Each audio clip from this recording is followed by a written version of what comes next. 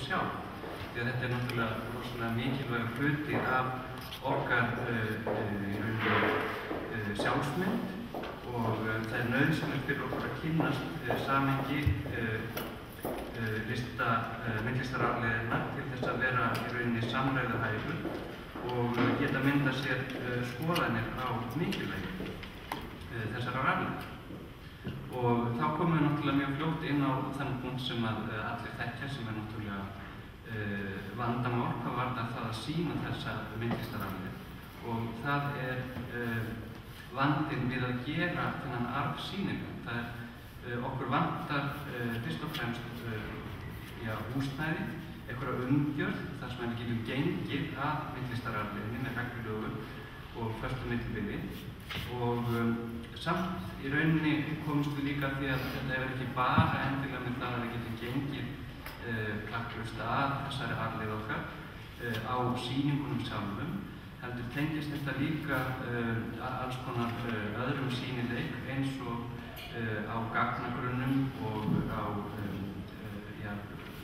veraldarvefnum og öðru þvíumlíkum, sem náttúrulega ber ennþá með sér enn önnur vandamál sem virðast að því miður vera komin svolítið út og þar vísum við svolítið til lagaumhverfisins varðar höfundarétt og sem virðist vera í rauninni koma mjög mikið veg fyrir það að við getum birt þennan myndlistararf okkar fyrir í rauninni stóra hópa, stórar kynslóðir sem í rauninni komast varla að því að þessi arf sé til að við sjáum hvergi á þessum á verðarverðum.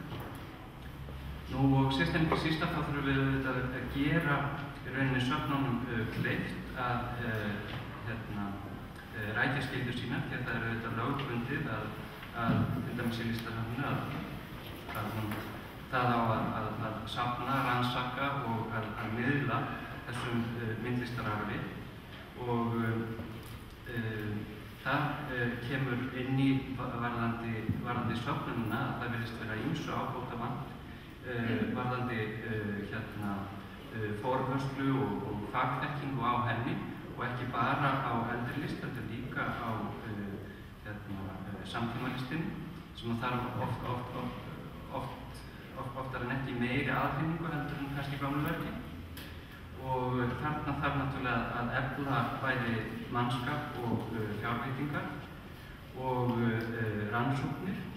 Og hvað varðar rannsóknar þá fannst okkur að það mætti í rauninni reyna að finna einhverja möguleika á því að tengja þær betur í rauninni þeim stofnunum sem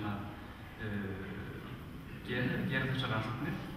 Þannig að í rauninni rannsóknir þær skiluðu sér svolítið betur inn í starfið sem á sér stað innan dyra. Þannig að þetta sé ekki bara málaliðar sem koma að vinna út í bæ og vinna af því að rannsaka þannig myndlistararf. Heldur fá í rauninni líka kannski bara aðstöðu á kaffistofu. Því að þannig geti þessi rannsækjur rauninni einhverju miðla þessari þekkingu sem sérþekkingu innan stofnana.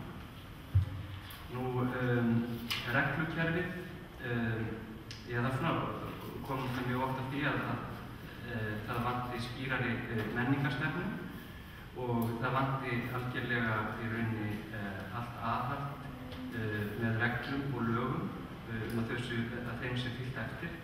Og fárlegasta dæmið náttúrulega varðandi það andvarleysi sem var til þess að stór hluti okkar myndlistararfs núna að því virðist strandaðir inn í einkavæðingarferli bankanna.